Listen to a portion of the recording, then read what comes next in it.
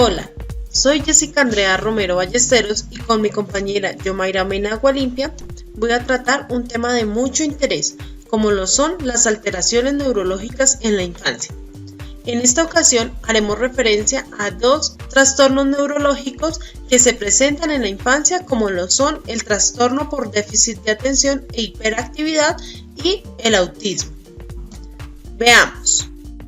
Trastorno por déficit de atención e hiperactividad. El trastorno por déficit de atención e hiperactividad es un síndrome neurobiológico de etiología compleja debido a un fallo en el desarrollo de los mecanismos cerebrales.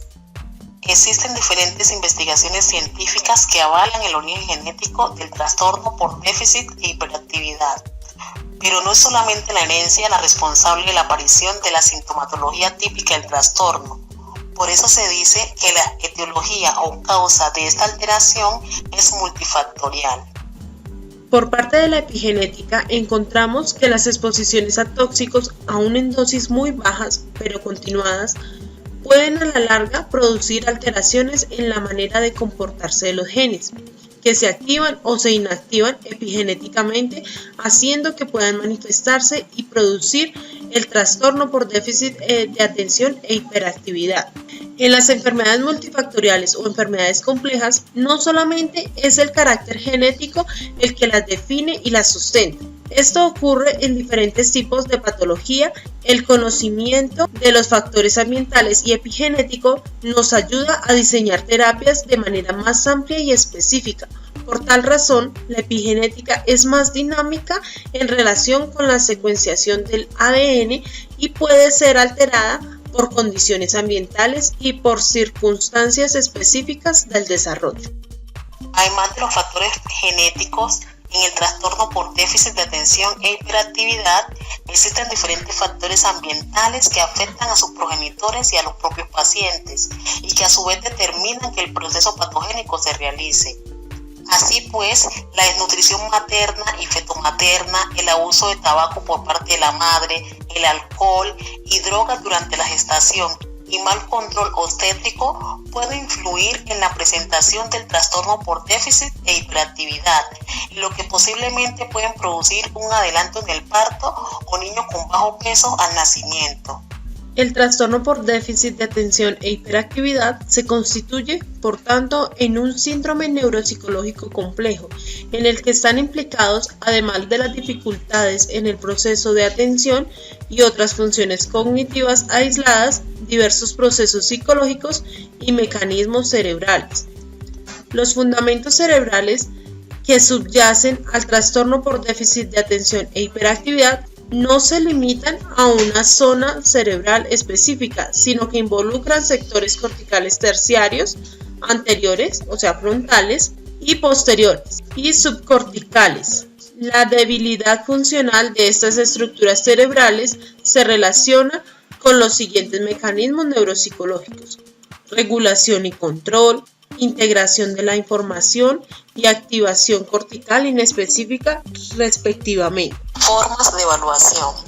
Las formas de evaluación en el trastorno por déficit de atención e hiperactividad consiste en la aplicación de una batería de pruebas neuropsicológicas que buscan evaluar las diferentes funciones cognitivas como la atención, la memoria, el lenguaje, las praxias, el pensamiento, capacidad de toma de decisiones, así como el estado emocional de las personas. Teniendo en cuenta la interpretación de los resultados obtenidos en las pruebas, se elabora un informe con la descripción de los rendimientos y análisis clínicos finales, junto con sugerencias y recomendaciones de intervención, tanto en el ámbito puramente cognitivo como afectivos y sociales.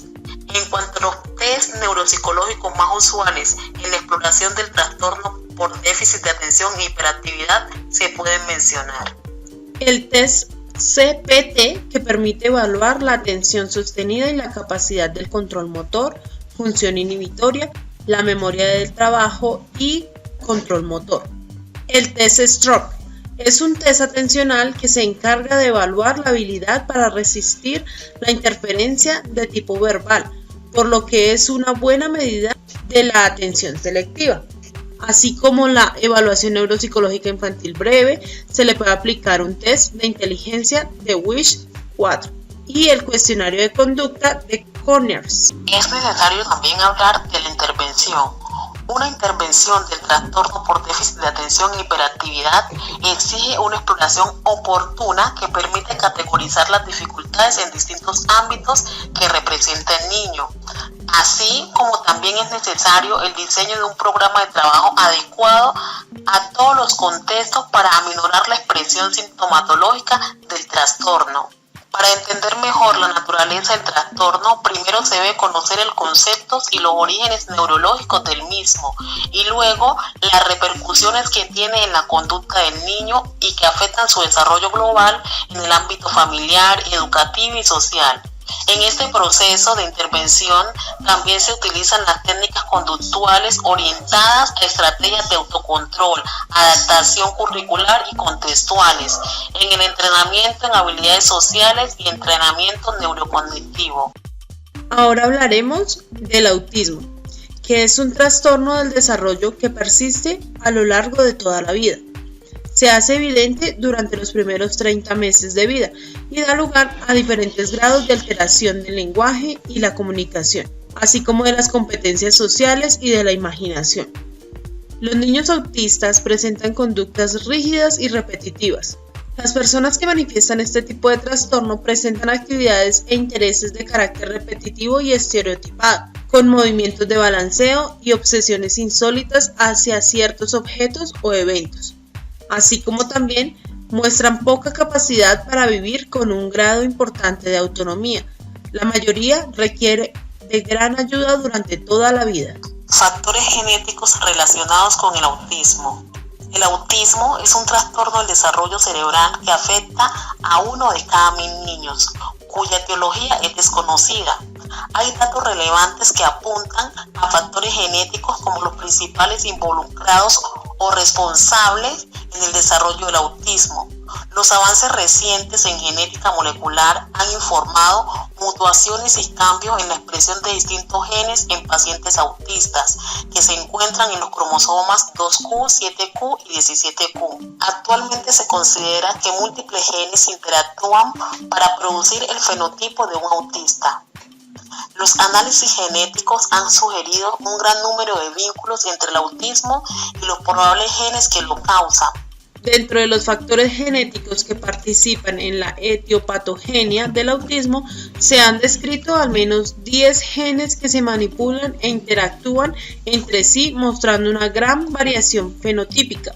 También se ha señalado la relación causal entre algunos síndromes neurogenéticos y el autismo, como por ejemplo el síndrome del cromosoma X frágil, la esclerosis tuberosa, la neurofibromatosis, la fenilcetonuria, el síndrome de alcoholismo fetal, el síndrome de Rett, entre otros. Lo anterior nos deja claro que el autismo está influenciado por factores genéticos que producen este tipo de alteración en las personas. Etiología neurobiológica.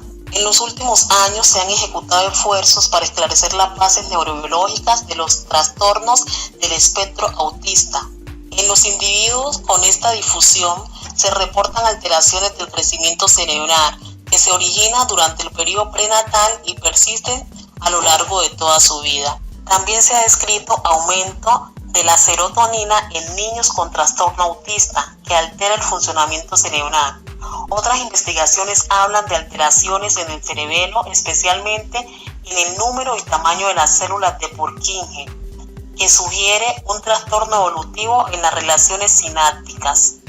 Estudios de neuroimágenes con resonancia magnética evidencian aumento del volumen cerebral, alteraciones de la corteza cerebral y en el sistema límbico. También existen hallazgos inmunológicos que demuestran niveles de inmunoglobulina baja y actividad deficiente del sistema del complemento. Es decir, se trata de un trastorno de base neurobiológica asociado, entre otros hallazgos, a cambios complejos en la sinaptogénesis y en la actividad neuronal, con alta heredabilidad, de etiología heterógena, en la que se incluyen causas genéticas, inmunológicas y ambientales. Características cognitivas y neuropsicológicas. Los niños con autismo muestran deficiencias cognitivas significativas en distintas áreas. Se han descrito alteraciones en el procesamiento cortical auditivo, en la atención conjunta, la orientación involuntaria, en la modulación de alerta, en el procesamiento del lenguaje y de caras. Con relación a las características cognitivas y comportamentales, el autismo se clasifica como de bajo y alto funcionamiento. Las teorías más actualizadas y que se han empleado para explicar el problema son la teoría socioafectiva, descrita por Kanner y luego replanteada por Hobson, en la que se describe que los autistas carecen de los componentes constitucionales necesarios para interactuar emocionalmente con otras personas y permiten la configuración de un mundo propio y común con los demás, lo que como consecuencia la ausencia para reconocer los pensamientos y sentimientos propios de los demás y una severa alteración en la capacidad de abstracción de sentir y pensar simbólicamente. Por otra parte, la teoría cognitiva descrita por Leslie y Fried señala que las deficiencias cognitivas se deben a una alteración responsable de que los niños puedan desarrollar el juego simulado y que puedan atribuir estados mentales con contenidos a otros. Posteriormente, la teoría cognitivo-afectiva hace referencia a las dificultades sociales y de comunicación, las cuales tienen origen en un déficit afectivo primario que se halla estrechamente relacionado a un déficit cognitivo. Según Mundy, esto explica las dificultades en la apreciación de los estados mentales y emocionales de los otros. Normalmente se cree que los niños con autismo poseen dificultades atencionales, pero con base a los análisis de desempeño de diferentes tareas cognitivas y neuropsicológicas, se destaca que no presentan un déficit atencional generalizado, sino por el contrario. Sus habilidades a este nivel suelen ser muy inusuales. Específicamente, se ha demostrado una habilidad normal para focalizar y mantener su atención, por lo que son capaces de centrar su atención en detalles mínimos y llevar a cabo ciertas actividades de forma repetitiva y sin cansarse o aburrirse. Podemos decir que una de sus dificultades se asocian con una incapacidad para conectarse y responder a ciertas claves provenientes del entorno. Ahora miremos las formas de evaluación de este trastorno. Aunque existen instrumentos estandarizados para valorar las conductas sociales y de relación, estos tienen algunas limitaciones intrínsecas. Como se puede observar, presentamos diferentes instrumentos que son usados para evaluar diferentes aspectos en el autismo. Esta valoración exige una observación cuidadosa y estructurada. Por lo tanto, no debe limitarse a la definición del perfil cognitivo, se debe determinar el potencial de aprendizaje, además de sus necesidades educativas específicas y las posibilidades de inserción en el sistema educativo.